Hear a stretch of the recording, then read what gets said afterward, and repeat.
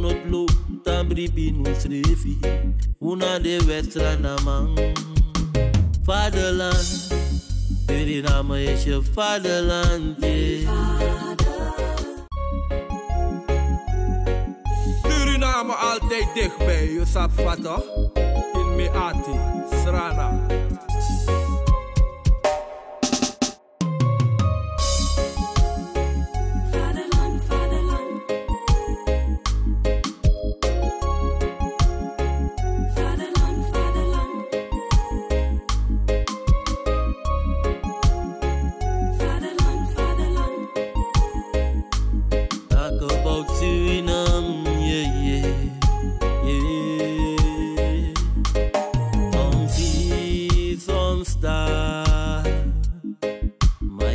Suriname, misa fetigi mama Srana, was de eer van de vader, vaderland. Suriname is mijn vaderland, vaderland. Suriname altijd dichtbij, je sapt wat toch? In Meati, Srana.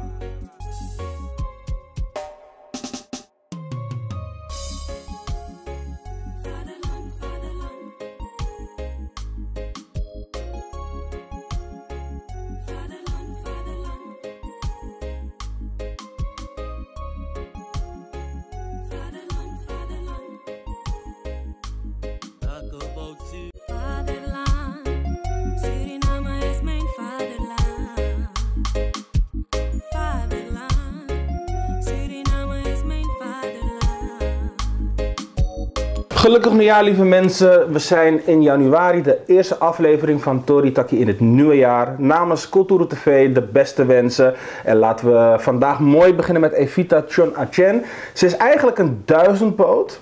Maar ik heb haar leren kennen als zangeres, als kunstenares. Ze is een spoken word artist, ze is presentatrice. Wat doet ze niet? En u kent haar, want u heeft haar eerder gehoord in bijvoorbeeld reclames. En ik ben vandaag ook nog eens verwend, want ik heb een cadeautje gekregen. Ze is onlangs ook nog eens begonnen met deze bonbon Soso Lobby.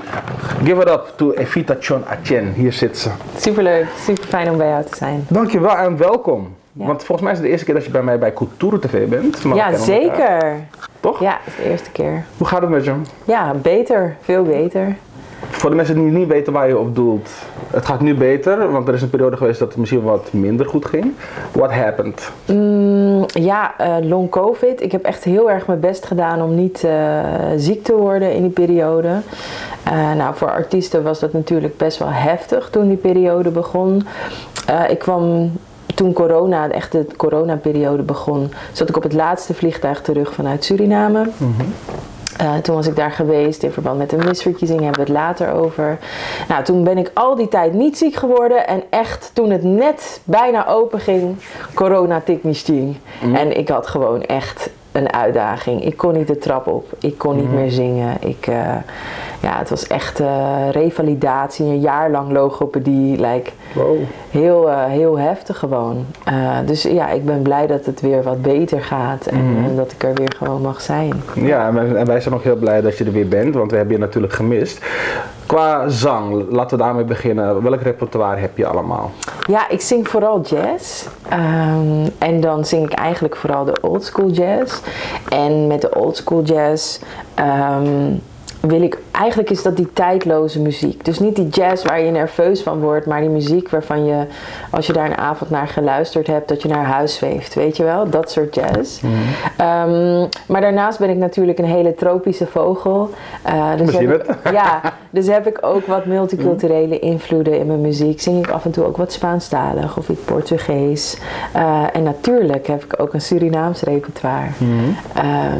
Ik merk ook dat zeker toen ik nog veel zong, dan hadden mensen in de zomer leuk iets buiten en dan zeiden ze: Evita, doe maar jazz, maar doe ook een beetje Surinaams. En dat heeft toch mijn hart, want dat vind ik ook heel leuk om te doen. Dus je draagt bij aan dat mensen verliefd op elkaar kunnen worden door zwoelingmuziek, maar je zorgt er ook voor dat er lekker gedanst kan worden. Zo is het wel, toch? Zo is het wel. En ik vind ook gewoon dat luistermuziek en even tot rust komen, dat ook heel belangrijk is. Zeker in deze vluchtige tijd. Dus ik vind het ook heerlijk om op te treden in een mooi restaurant waar het eten ook gewoon goed is. Heb je een voorbeeld daarvan? Ja, toevallig heb ik 22 december afgelopen jaar heb ik een kerstoptreden gedaan in Kaatmossel. Ja, voor de luisteraars die dat niet kennen, dat is echt een van de lekkerste visrestaurants in Rotterdam. Ook een Michelinsterren restaurant. Super goede chef. Baas, wanneer gaan we? Ja, weet je, dus echt een super goede plek. Daar heb ik mijn eerste optreden in 2015 gedaan. Dus ja, toen ik weer kon zingen. Ja, kerst is echt, ik hou van kerstliedjes. Niet van alle kerstliedjes. Dus daar ben ik wel heel specifiek in welke kerstliedjes wel en niet.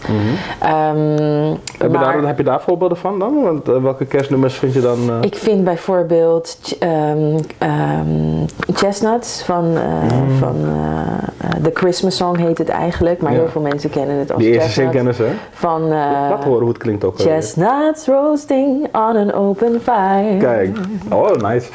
Ja, dat is gewoon, weet je, dus de Nat King Cole en dat soort, dat is echt een kerstnummer wat ik mooi vind. Ik vind ook Twinkle Twinkle Little Me van Stevie Wonder helemaal fijn. Ook. Dus ja, dat was gewoon echt wel heel tof om te doen. En ja, mensen zijn ook aan het praten, maar mensen genieten ook van de muziek. En ja, dat merk je toch minder. Want ja, mensen gaan of naar een concert, maar juist die combinatie van eten, drinken en muziek is voor mij heel waardevol. Het is de warmte, het is verbinding, het is ook vreugde. Hè? Dat is wat ik uit je verhaal hoor. Het is geen DJ, weet je? Nee, het is allemaal jij in de... Ja, precies. En dat doe je dan met een band of is het helemaal zo? Dat hangt echt afhankelijk, is echt afhankelijk van de locatie. Dus is het echt een kleine locatie, dan is het of met pianist of met gitarist. Maar daarnaast heb ik natuurlijk ook dat ik met kleinere formaties, met bas erbij, met drums erbij. Het hangt echt af van de locatie. En ook een beetje het repertoire. Want doe ik wat tropische repertoire, ja, dan moet er gewoon een beetje ritmesectie bij zijn, you know? Dan, ja, zeker. Ja. Ik ben benieuwd, want ik ga natuurlijk zien hoe dat dit jaar gaat lopen. Ik wil heel veel Evita zien dit jaar. En het begon volgens mij eind vorig jaar dat we elkaar tegenkwamen in Almere. Want daar was je eerste optreden nadat je eruit was. Hè? Hoe was dat voor jou? Ja, dat was zo heftig. Ik had dus op een klein podium op Almere Uitfestival had ik dus een plekje gekregen met pianist. Nou, ik kon 2 nachten niet slapen. Ik dacht, als het maar goed gaat. Ja, en als ik kijk, het was niet een mega groot podium. Het was niet vol. Maar voor mij was het echt een heel ding. Weet je, als je 4 jaar niet gezongen hebt, dan zijn er genoeg mensen die zeggen, ja, waar maak je je nou druk om? Je hebt voor duizenden mensen gestaan. Ja, vind ik leuk. Maar als je stem je in de steek laat, wat eigenlijk op dat moment mijn instrument is, dan is dat gewoon super heftig. Ik heb het overleefd, was heel goed. Jij was de eerste, de friendly face dat ik zag na het optreden. Hebben we een kort interview gedaan. Ja, voor de radio was dat inderdaad. Voor de radio. Ja. En ja, ik was ook heel dankbaar. Weet je wel, dat het weer kon. En er is altijd iets, maar ik heb mezelf wel voorgenomen dat het oké is als het niet perfect is voor mijn gevoel, zeg maar. Oké. Misschien kan je voor de kijkers een hele persoonlijke boodschap afgeven, hè? Want ik vind het ook een stukje inspiratie. Dit is je golden angel en die valt weg. Ik kan me voorstellen dat het op mentaal niveau ook van alles en nog wat doet. Wat was jouw go-to om ervoor te zorgen dat je het vol kon houden, om toch weer te durven hopen en te vertrouwen op strakjes ben ik weer daar? Ja, kijk, het was niet één ding. Het was van alles bij elkaar. Het was fijne mensen om me heen. Het was opschrijven als ik ergens mee zat. Het was letten op mijn eten. Het was soms als ik gewoon even niet zo'n fijne dag had, zeg maar, qua mental state of mind. Hè? Want natuurlijk ben ik super positief en is het heel vaak zo dat ik denk aan wat wel kan. Maar geloof me, er zijn ook echt dagen geweest dat ik dacht, ja, maar dit, wat een kansloos verhaal, weet je wel. Ja, dan ging ik gewoon lekker op tijd naar bed en dan was morgen een nieuwe dag. Dus het was niet echt één ding. Maar wat ik wel weet is dat de hele situatie, weet je, als je van bijvoorbeeld een arts hoort van, nou, mevrouw, u kunt ervan uitgaan dat u niet meer kunt zingen, dat zit er niet in. En ja, qua fitheid, dat gaat hem denk ik niet worden. dan vraagt dat heel erg veel mentaal aanpassingsvermogen. En ik had zoiets van, ja maar jongens, dit gaan we niet doen. Ik heb muziek nodig, ik heb mijn lijf nodig, ik heb nog dingen te doen, weet je wel? Het is gewoon geen optie. Ja, dus ik denk ook dat wat er ook in je leven gebeurt, denk ik dat het heel belangrijk is dat je zelf ervoor wil gaan. Niet wat je omgeving wil, maar dat je zelf de intentie hebt om er bovenop te komen. Dat klinkt heel zweverig, maar dat is iets wat je echt van binnenuit moet voelen, anders komt het niet goed. Nee, daar begint het, hè. Net als je liefde voor muziek. En ik ben ook wel heel blij en ik ben ook ergens ook trots op je, weet je wel, hoe je er toch doorheen bent gegaan. Het is natuurlijk niet heel makkelijk en men ziet jou op het podium shinen, maar weet vaak niet wat er allemaal achter de schermen gebeurt en wat er voor nodig is om dat te kunnen doen. Dus ik ben blij dat we het even benoemen. Ja. En iets anders wat ik ook wil benoemen, Suriname kent jou al langer dan vandaag. Ja, gelukkig. Ja, toch? Want je hebt natuurlijk de commercials gedaan. Daar ben ik natuurlijk benieuwd of je misschien eentje eruit kan pakken. Maar je bent natuurlijk ook een Miss, hè? Miss Plus Size heet het volgens mij, toch? Miss Plus Size, ja. Miss Top of the World Plus Size 2019. Oké, nog één keertje? Nog één? Miss Top of the World Plus Size 2019. Namens Suriname. Yes. En je hebt dus gewonnen en je vertegenwoordigt Suriname. Je hebt Suriname in dat jaar vertegenwoordigd in de rest van de wereld. Wat heb je gedaan om ervoor te zorgen dat men dacht, kijk ons in Suriname? Nou, ik moet zeggen dat het eigenlijk pas wat meer is gaan leven toen ik eigenlijk daadwerkelijk had gewonnen. En daarnaast is het zo dat ik een filmpje, elke mis moet altijd een filmpje opnemen over het land. Of in elkaar zetten. Van hoe ziet dat land eruit. En dat filmpje was een super groot succes. Maar dat had ook te maken met de professionals die eraan mee hadden gewerkt. Dus er zijn beelden vanuit Suriname. Raoul Nijhorst heeft beelden aangeleverd. Ja, ik was gewoon heel dankbaar hoe dat bij elkaar is gekomen. En daarnaast heb ik zelf de voice-over ingesproken. Natuurlijk. Omdat Suriname is gewoon een prachtig land. En het heeft heel veel rijkdommen. En ik denk dat er nog genoeg mensen zijn die zich niet realiseren wat voor een mooi land het is. Dus je bent ook eigenlijk een beetje een soort van ambassadeur.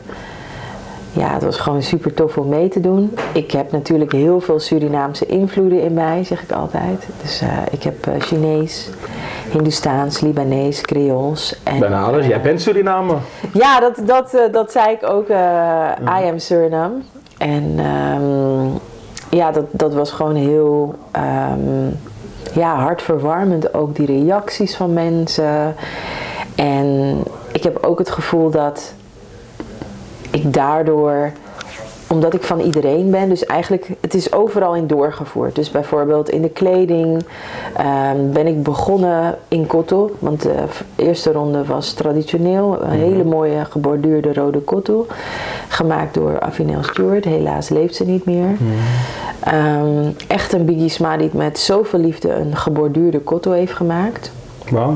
Ja, die stond uiteindelijk ook in het Rotterdamse boek Gomaweri over Afro-Surinaamse klederdracht. Daarna hadden we de cocktailronde en ja, Bollywood, I love it. Ik hou ook van Hindoestaans. Mijn oma die kookte ook af en toe super Hindoestaans en de daal en de everything, I love it. Dus toen heb ik daar met de kleding besloten om eigenlijk een soort van Barbie jurk, maar dan met sari-stof te maken. In groen. Wat de foto's eigenlijk moeten hebben. In groen.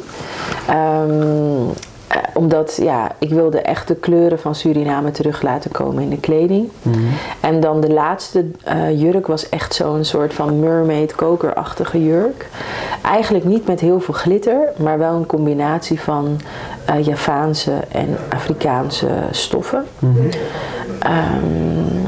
Met geel en rood ook weer erin. Je was heel veelzijdig dus en dat is ook Suriname. Ja, en ik vond het heel belangrijk dat alles wat er in mij zit, dat vertegenwoordigd was qua kleding. Dus dat is ook denk ik heel belangrijk om te weten.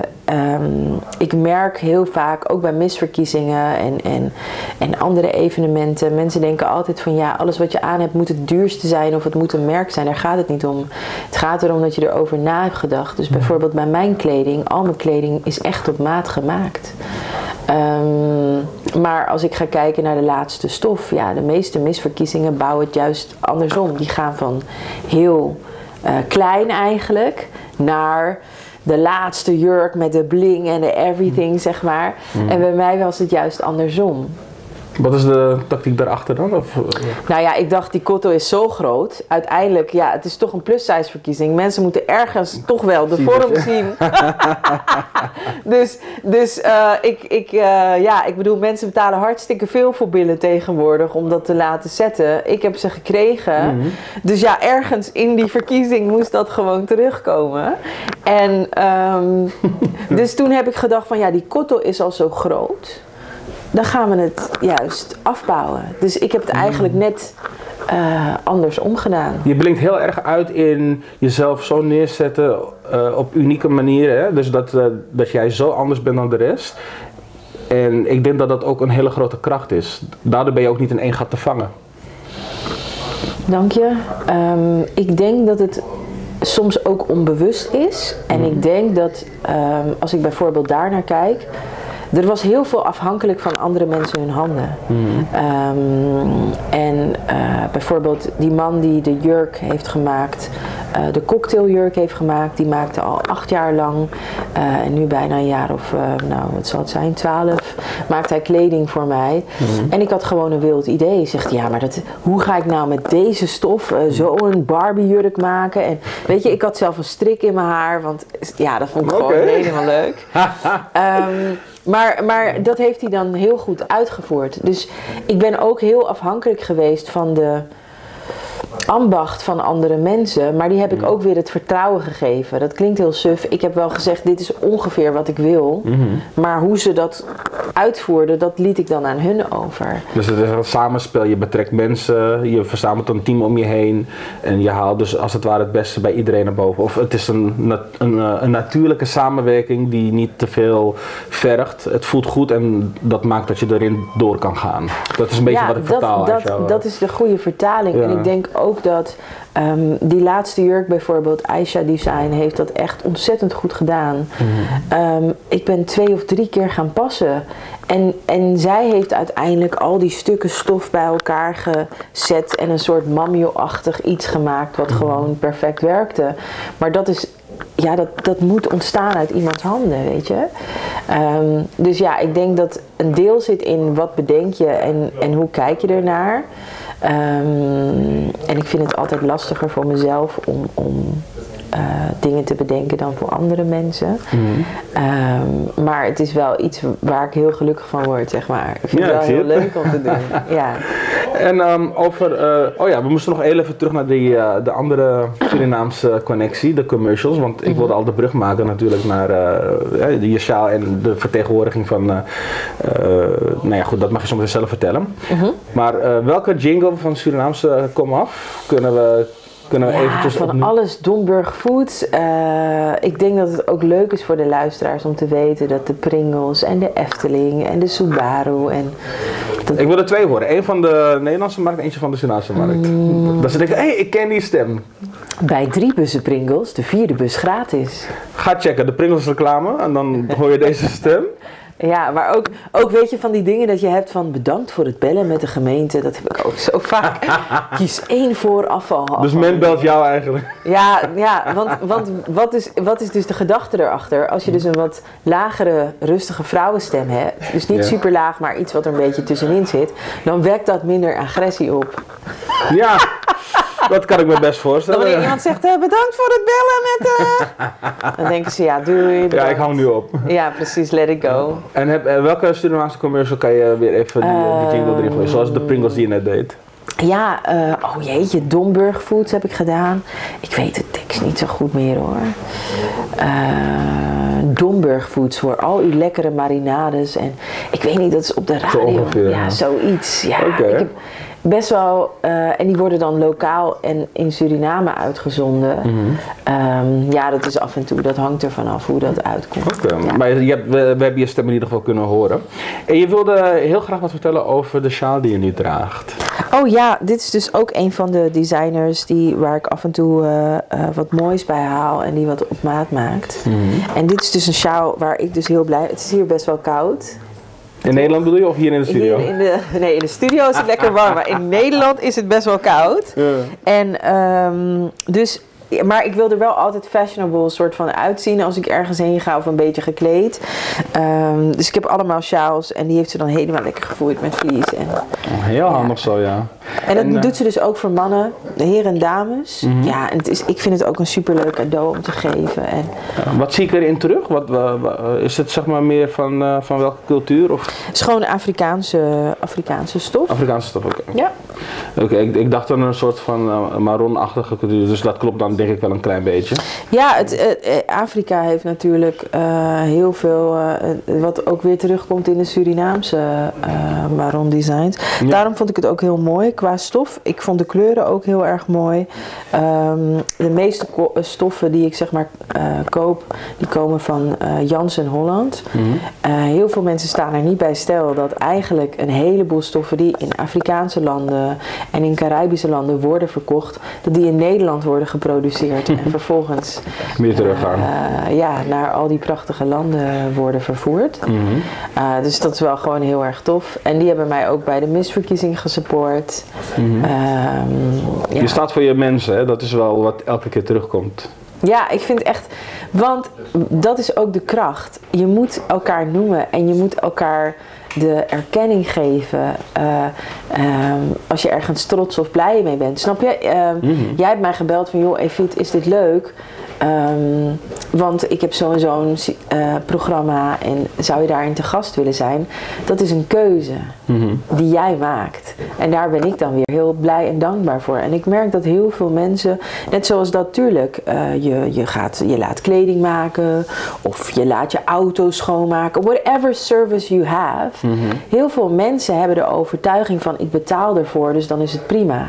Weet je, dat merk ik ook in mijn reclamebureau. Weet je, mensen komen, ze hebben visitekaartjes, flyers, weet ik veel, iets nodig. En hebben ze zoiets van, ja, ik betaal jou dus.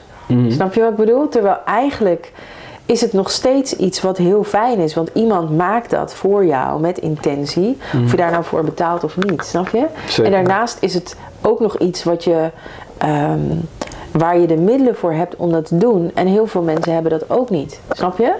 Dus heel veel dingen die mensen als normaal zien, ja, daar sta ik soms iets meer bij stil. Of zo, denk ik. Ja, maar het wordt wel gewaardeerd. Het is wel iets van, weet je wel, je draagt bij aan iets. Het is een gunfactor, hè, ook een beetje.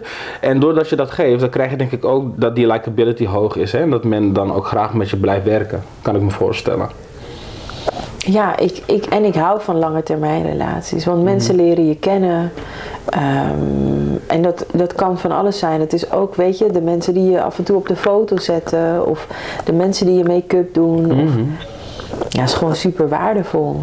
En ook iets anders waardevols, want we wilden nog stilstaan bij iets wat jij gisteren hebt mogen doen.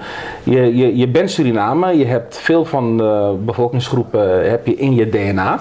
Er is één bevolkingsgroep die je niet in je DNA hebt, maar waar je wel heel veel verwantschap mee voelt. En dat heeft vooral te maken natuurlijk dat je gisteren een rol hebt mogen vervullen bij met name de inheemse groep, hè? Tenminste, dat is wat ik heb begrepen van je verhaal. Hoe was dat gisteren? Nou ja, gisteren was er dus een evenement bij het Nationaal Archief als herdenking van 10 januari 1686, het Concardi-verdrag.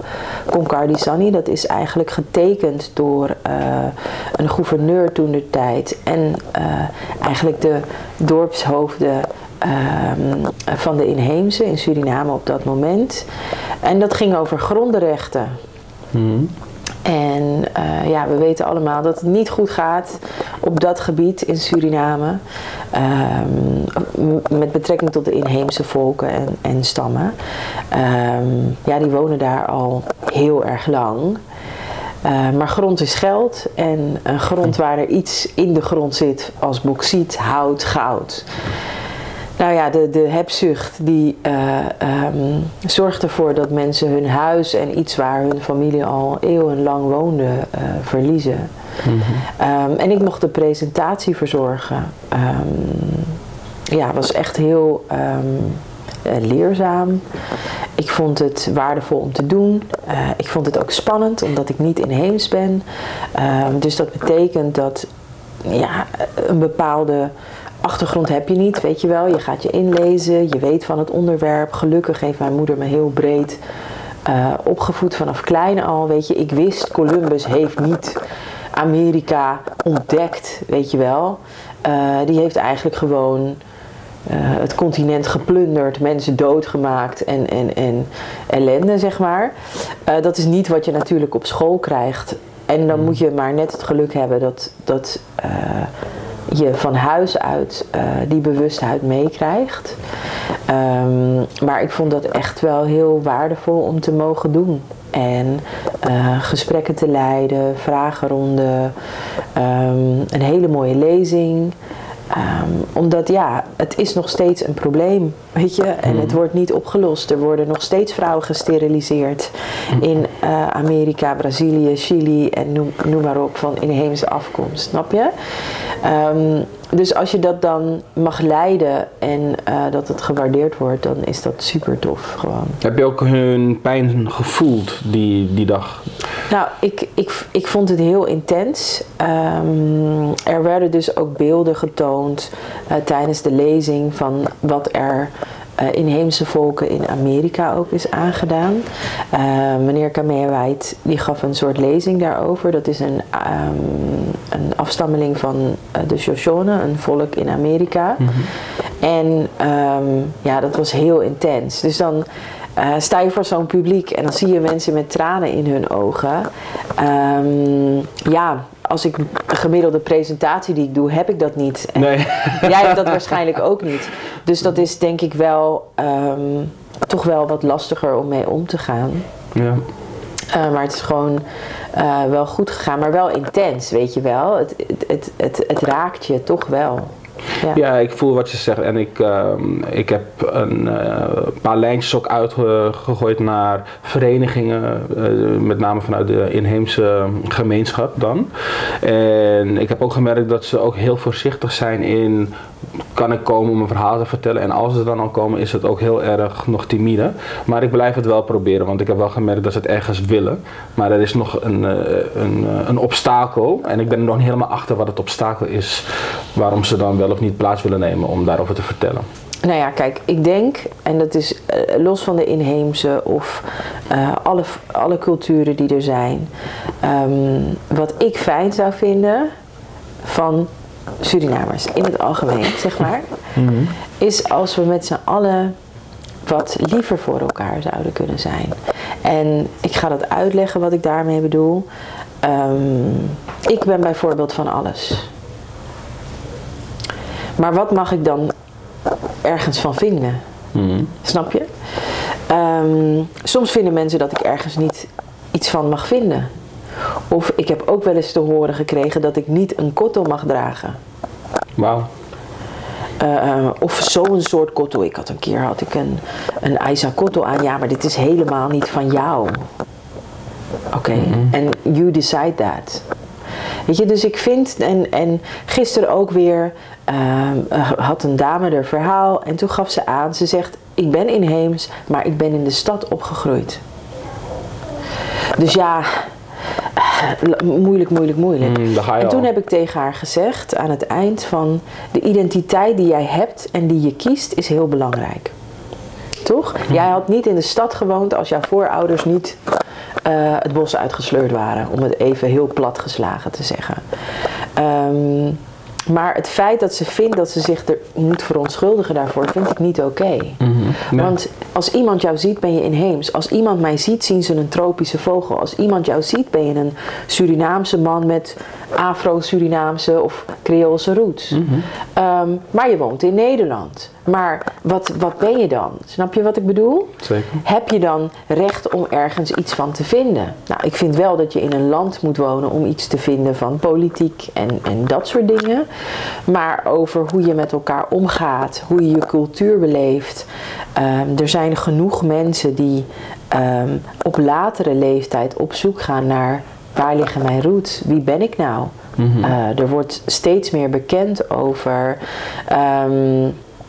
ja, de indoctrinatie, zeg maar, en hoe ver dat gaat, waar mensen echt vandaan komen. Wat allemaal niet mocht, weet je wel. Je mocht geen Sranang praten thuis. Dat was niet netjes in de generaties voor ons. Ja, waarom niet dan? Hoezo niet? Dus dat veroordelende, ik denk dat iedereen zijn eigen proces heeft. En ik vind dat Surinamers af en toe wat liever voor elkaar mogen zijn. En dat er ook moet worden gekeken van, oké, maar wat is de kwaliteit van die persoon? Kan die persoon het verhaal goed vertellen? Of kan die persoon zich inleven? En daarnaast is het ook zo dat er een heleboel mensen zijn die moeilijke onderwerpen het liefst uit de weg gaan. Zoals deze. En ik heb zoiets van, ja, laten we het gewoon bespreekbaar maken, tuurlijk. Weet je, je bent artiest en dan heb je het over gezellige dingen. Maar dat is niet het enige van wie je als persoon bent. Nee, er zit een hele diepe laag onder. Dat heb je vandaag denk ik ook laten zien. En ik denk een mooie brug naar liefde en ook een mooie afsluiter. Je hebt je bonbons en die noem je Sosolobby. Ja, dus Sosolobby chocolade. Dus volgens mij is dat al een manier. Je mag hem erbij pakken, want laat hem even zien aan Jeff. Want dan kan hij even inzoomen en dan mag je vertellen hoe ben je op die idee gekomen en waar kunnen mensen het halen vooral? Ja, de Sosolobby chocolade is eigenlijk een jaar of 5 geleden begonnen. Heel veel Nederlandse mensen en eigenlijk alle andere afkomsten die weten wat lobby is. Heel veel mensen tegenwoordig weten lobby is liefde. En ik heb daarvoor gekozen omdat je hebt allerlei soorten verschillende cacao. Qua afkomsten. Maar je hebt ook alle bekende merken die je in de winkel zeg maar ziet. Vandaar dat ik even moest nadenken hoe ik dat moest brengen. Je hebt heel veel bekende merken in de winkel, maar dat is niet echte chocolade. Daar zit heel veel boter in, suikers, ik weet niet hoeveel E-nummers, noem maar op. En ik wilde heel graag dat wanneer ik dus met chocolade kwam, dat het Surinaams was. Ik heb ook Hopi Amor chocolade. Dat is voor mijn broeders uit de eilanden, zeg maar. En eentje is met de vlag van Curaçao. En dat is gewoon omdat uiteindelijk trots op jou en Sosolobby, ja, dat kan je aan iedereen geven. Je buurman, je buurvrouw. Je kan iedereen lobby geven om ze te bedanken of om ze een hart onder de riem te steken of beterschap te wensen, snap je? Zeker. En ik hou zelf gewoon van chocola, dus... Mooie samensmelting van verschillende ingrediënten. Men kan het vinden op jouw website? Ja, het kan online gekocht worden. Ja. En dat is nu al een jaar of 5 en dan wordt het per post verzonden. Dus vorig jaar, einde van het jaar, was het natuurlijk een chaos. En dan ben je pakketjes aan het inpakken. Maar aan de andere kant ben ik ook weer heel dankbaar dat mensen het gewoon tof dat er zoveel liefde is. Ja. Nou ja, ik vind het een fantastisch initiatief. Ik ben ook blij met de mijne, want deze mensen is van mij. Maar als je hem ook wil hebben, moet je hem bestellen bij Evita Chon Atjen. En voor de ondernemers daar of mensen die ook een activiteit hebben, als je denkt van ik wil ook iets vertellen over mijn bedrijf, weet dat het kan bij Kultura TV. Neem contact op. U kunt via de website het e-mailadres vinden. Of het e-mailadres komt hieronder te staan. Als ik Jeff heel lief aankijk, gaat hij daarvoor zorgen. Neem contact op en weet dat er dus ruimte is om te praten over je bedrijf. Evita, mag ik je bedanken voor vandaag dat je de tijd hebt genomen. Ja. Don't be a stranger. Laat ons af en toe weten hoe het gaat. Als je weer een keer terug wil komen. We zijn heel benieuwd naar hoe het je in 2025 mag vergaan. En even kijken, wil ik hier nog wat aan toevoegen? Ja, ik ben ook nog benieuwd naar een keer een optreden van je bij de Kultura TV. Oh ja. Dus daar zou ik je sowieso weer opnieuw voor willen uitnodigen om een keer langs te komen, zodat we je ook gewoon hier in de studio als artiest kunnen bewonderen. Live, superleuk. Live. Gaan we doen? Ja, dat gaan we zeker doen. Bedankt voor het kijken. Volg haar. Het wordt een heel mooi jaar voor Evita Chon Atjen. Bedankt voor het kijken. Tot de volgende keer.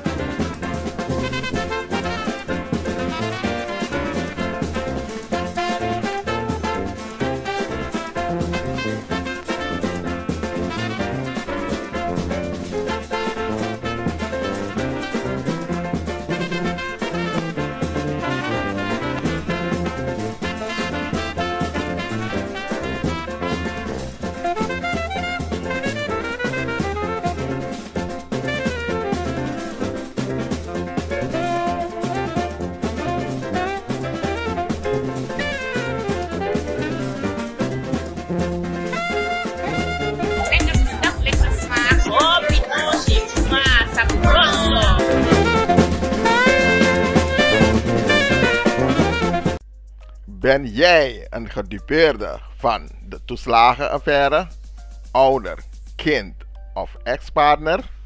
Ga dan naar stichtingherstel.nl. Herstel met dubbel L. Met Stichting Herstel kom je er wel.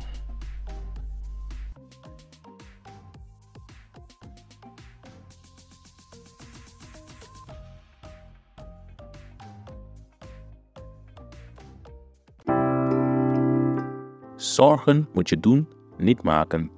Zorg is persoonlijk. Onze jongste patiënten krijgen daarom bij de huisartsenspoedpost ook een persoonlijke behandeling. Onze artsen zijn zeer bekwaam in het opvangen en behandelen van uw kind. Huisartsenspoedpost Suriname. Uw zorg is onze zorg.